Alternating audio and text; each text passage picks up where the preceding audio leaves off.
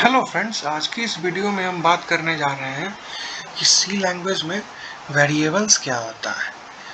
ठीक है, तो अगर हम वेरिएबल की बात करें ना, तो वेरिएबल सी लैंग्वेज में क्या होता है। वेरिएबल एक तरह का कंटेनर होता है जो हम सी लैंग्वेज में स्पेसिफाई करते हैं कि वेरिएबल किस तरह का डेटा को होल्ड करेगा। ठीक है, वेरिएबल और कुछ भी नहीं, हम अपने डेटा को कहाँ स्टोर करेंगे ना, तो डेटा स्टोर करने के लिए हमको एक एक वेरिएबल बनाना पड़ता है। ये लाइक एज कंटेनर है कि मान लीजिए हमको किसी वैल्यू को रेफ़र करना है, तो हम उसके वेरिएबल के नाम के थ्रू उसको रेफ़र कर सकते हैं। ठीक, अब जैसे लेट्स से इसको और अगर अच्छे से हम समझाएं, तो हमारे घर में कबर्ड है। ठीक है, हर एक सेल्फ में हम डिफरेंट अपना ऑब्जेक्ट को स्टोर करके रखते हैं। ठीक है, और जैसे हमको अपना क्लॉथ निकालना है या कुछ और चीज़ निकालना है, तो हमको पता है ना कि हम उस शेल्फ में रखे हैं, अगर हम उसको खोलेंगे तो हमको वहाँ से मेरा सामान मिल जाएगा। उसी तरह हमको बहुत सारा डेटा रहता है। ठीक है, जब हम एक्चुअल प्रोजेक्ट की बात करें ना, तो बहुत सारा डेटा रहता है और हमको उस डेटा पे मैनिपुलेशन करना रहता है। ठीक है, उस चीज़ के लिए हमको वेरिएबल चाहिए कि आप बेसिकली क्या आप कर रहे हो आपके फंक्शन में। ठीक है ना, तो हमको अब ये समझना है कि वेरिएबल किस किस टाइप के होते हैं। ठीक है, अगर आपको जनरल मेथोलॉजी समझना है ना वेरिएबल का, तो उसको एक कंटेनर के तरह समझिए, जैसे जिसमें कि हम अपना कुछ वैल्यू को स्टोर करते हैं, और उस वेरिएबल को हम उस वैल्यू को एक्सेस करने के लिए हम उस वेरिएबल के नाम से उसको एक्सेस करते हैं। ठीक, अब सी लैंग्वेज में डिफरेंट टाइप के हमारे पास वेरिएबल हैं। ठीक, मान लीजिए हमको इंटीजर डेटा स्टोर करना है, जैसे कोई न्यूमेरिक डेटा स्टोर करना है, जैसे 1, 10, 1000 लाइक वाइज, तो उसके लिए हम इंटीजर डेटा टाइप यूज करते हैं। ठीक, मतलब अगर हम लिख दिए इंट ए, तो कंपाइलर ये समझ रहा है कि अब जो ए जो हमारा वेरिएबल बना है मेमोरी में, उसमें हम सिर्फ इंटीजर डेटा को ही स्टोर करा सकते हैं। और इंटीजर किस फॉर्मेट में स्टोर होता है मेमोरी में, वो बाइनरी फॉर्मेट में कन्वर्ट होकर स्टोर होता है, क्योंकि प्रोग्राम में हमारा कंप्यूटर जो है ना, वो बाइनरी लैंग्वेज ही समझता है, 0 और 1 ही समझता है। तो हम जो भी लिखते हैं ना, तो उसको वो मशीन कोड में ट्रांसलेट करता है। कंपाइलर का वर्क क्या है, कंपाइलर हम जो भी लिखते हैं ना, हाई लेवल लैंग्वेज जो हम अपना कोड में लिखते हैं, वो उसको कन्वर्ट करता है कि किस लैंग्वेज में, मशीन लैंग्वेज में कन्वर्ट करता है। और मशीन लैंग्वेज क्या हुआ हमारा, बाइनरी, जिसको कि हम कहते हैं 0, 1। और जितना वेरिएबल हम अपने प्रोग्राम में क्रिएट करते हैं ना, उसको मेमोरी एलोकेट होता है हमारे रैम में। ठीक है, और उस वेरिएबल का एक एड्रेस होता है जिसको कि हम कहते हैं उसका रेफरेंस। ठीक है, जब हम आगे पॉइंटर की बात करेंगे ना, तो आपको ज़्यादा समझ में आएगा कि रेफरेंस क्या होता है। ठीक है, तो जैसे मान लीजिए रियल वर्ल्ड से इसको हम कनेक्ट करते हैं। मान लीजिए एक ह्यूमन बीइंग है, ठीक है, वो कहीं रह रहा है, तो उसका एक एड्रेस तो है ना। Let's say someone is in Bangalore. ठीक है, तो उसका कुछ तो एड्रेस होगा, वो किस स्ट्रीट में रहता है, कौन से बिल्डिंग में रहता है, कौन से बिल्डिंग के कौन से उसका फ्लैट नंबर है। ठीक है, तो ये उसका क्या है, एड्रेस है। अगर हमको उस आदमी से मिलना है, तो हम उसके उस पर्टिकुलर एड्रेस पे जाएंगे तो हमको वो आदमी मिल जाएगा। उसी तरह हमारे वेरिएबल, हर एक वेरिएबल का एक एड्रेस रहता है, और हमको उसको एक्सेस करना रहेगा ना, तो हम उसके एड्रेस के थ्रू उस वेरिएबल को एक्सेस करते हैं। तो पॉइंटर वही काम करता है। हम पॉइंटर को क्या बताते हैं कि देख लो भाई, हमारे मेमोरी में लेट्स से 10 वेरिएबल है। ठीक है, और आपको क्या करना है, आपको हर एक वेरिएबल को एक्सेस करना है। ठीक है, तो पॉइंटर बोलता है ठीक है हम एक्सेस कर लेंगे, लेकिन तुम हमको उसका एड्रेस बता दो कि वो वेरिएबल मेमोरी में कहाँ स्टोर है। अगर हमको पता रहेगा तो हम उसमें जाके उसको रीड करना है या फिर राइट करना है या फिर उसमें कुछ चेंजेस करना है, वो हम कर देंगे। ठीक है, तो ये आगे हम पॉइंटर में पढ़ेंगे कि हम पॉइंटर के हेल्प से कैसे call by value, call by reference करते हैं। अभी हम वेरिएबल की बात कर रहे हैं। ठीक है, एक होता है टाइप हमारा फ्लोट, कि हमको फ्लोटिंग पॉइंट नंबर को स्टोर कराना है तो उसके लिए हम फ्लोट डेटा टाइप यूज करते हैं। डेटा टाइप नाम से समझ में आ रहा है कि हमारा डेटा किस तरह का है, तो उस तरह से हमारे पास प्री डिफाइंड डेटा टाइप पहले से है। अगर हमको खुद का डेटा टाइप बनाना रहता है तो हम स्ट्रक्चर यूज करते हैं, ठीक है, यूनियन भी यूज करते हैं। तो वो सब आगे का टॉपिक है, विद टाइम हम धीरे धीरे उसको भी कवर करेंगे, ठीक है। अभी हम इंटीजर देखे, फ्लोट देखे, ठीक है।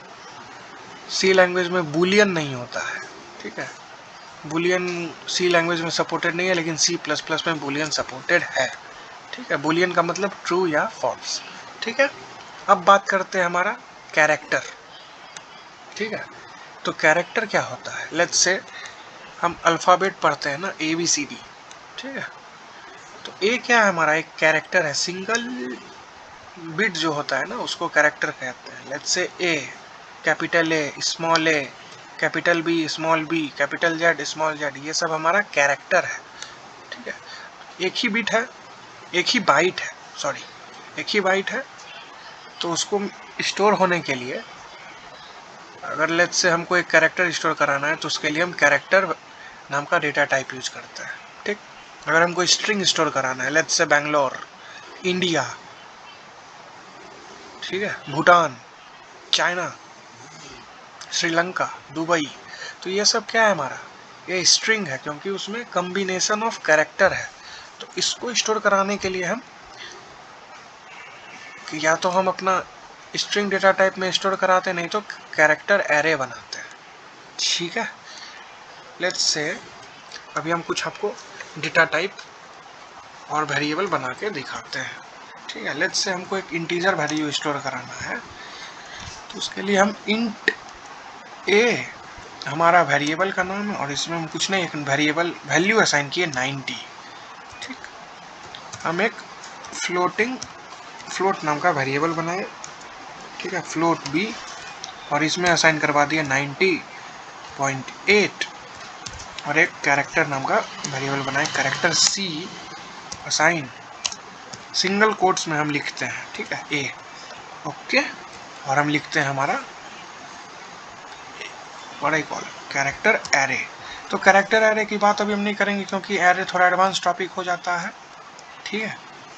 तो अभी हम हमारा प्रिमिटिव डेटा टाइप क्रिएट करते हैं, ठीक है। अगर हम इसको बारी बारी से प्रिंट करने का काम करेंगे ना, तो हमको पता है सी लैंग्वेज में प्रिंटफ फंक्शन के हेल्प से हम अपने डेटा को प्रिंट करते हैं। अब बात करते हैं हमारा फॉर्मेट स्पेसिफायर क्या होता है, ठीक है। प्रिंटफ को ये नहीं पता, प्रिंटफ को ये पता है कि अगर कि हम जो भी वैल्यू पास करते हैं, ये उसको इस फंक्शन का ये वर्क है कि उस वेरिएबल के डेटा को प्रिंट करा देता है हमारे कंसोल पे, जो भी हम ब्लैक स्क्रीन देखते हैं, ठीक।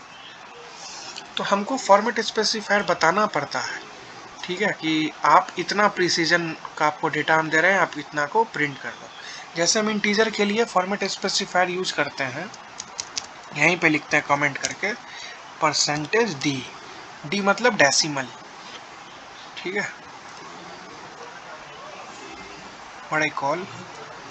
और फ्लोटिंग के लिए हम यूज करते हैं परसेंटेज एफ, ठीक है। और कैरेक्टर के लिए हम सिंपली यूज करते हैं परसेंटेज सी, ठीक। वही हम यहाँ पे यूज करते हैं परसेंटेज डी, और फिर परसेंटेज एफ फ्लोट के लिए, परसेंटेज सी कैरेक्टर के लिए, और हम सारे वेरिएबल का नाम लिख के उसको प्रिंट कराने का काम करते हैं, ठीक है। आइए रन करके इसको देखते हैं। तो हमारा आउटपुट आना चाहिए, क्या आया आउटपुट हमारा, 90 हमारे इंटीजर का डेटा था वो प्रिंट हो गया। हमारा जो फ्लोट है ना, वो डेसिमल के बाद ना वो प्रिसीजन लेता है 6 का, ठीक है। और अगर हमारा डबल रहता है ना, तो वो प्रिसीजन लेता है 8 का आफ्टर डेसिमल। और कैरेक्टर सी एक कैरेक्टर स्टोर किया जो कि हमारा ए है, तो जैसा कि हम अपने कंसोल पे देख रहे हैं, हमारा ए सिंपली प्रिंट हो गया, ठीक है। तो कंप्यूटर में हमारा कैसे स्टोर हुआ, जब हम इसको रन किए तो ये सारा 90 कन्वर्ट हुआ बाइनरी में, ये जो हमारा 90.8 है ना, ये कन्वर्ट हुआ अभी बाइनरी में, कंप्यूटर इतना हमारा कंपाइलर को ये सब पता है कि इसको कन्वर्ट कैसे करते हैं बाइनरी में, जिससे कि हमारा मशीन उसको समझ सके। ठीक है, और कैरेक्टर ए जो था इसको ये कन्वर्ट कर दिया बाइनरी में।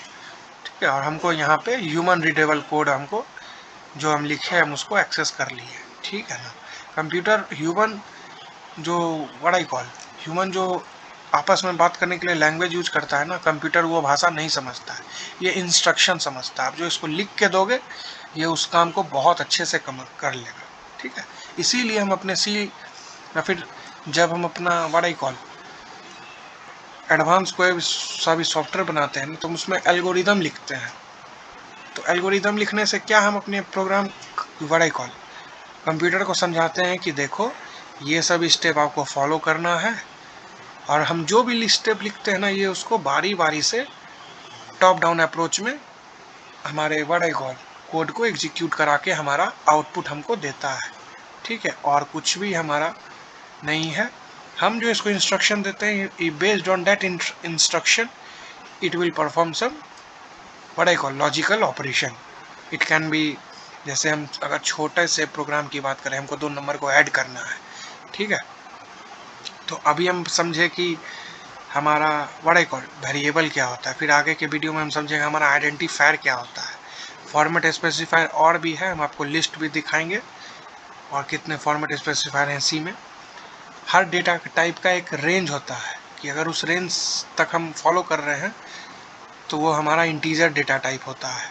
ठीक, और अगर हम फ्लोट का भी कुछ रेंज होता है, कैरेक्टर का भी कुछ रेंज होता है, तो हम हर चीज़ को आपको फॉर्मूला बेस्ड बताएंगे कि अगर आपको एक हम टाइप बता दिए और आपको ये पता करना है कि उस डेटा टाइप का रेंज कितना है, तो आप उसको भी सिंपली से उस मैथमेटिकल ऑपरेशन से फाइंड आउट कर लेंगे। तो उम्मीद है आपको इस वीडियो को समझने में दिक्कत नहीं जाएगी। इस वीडियो को लाइक कीजिए, इस चैनल को सब्सक्राइब कीजिए और दोस्तों में शेयर कीजिए।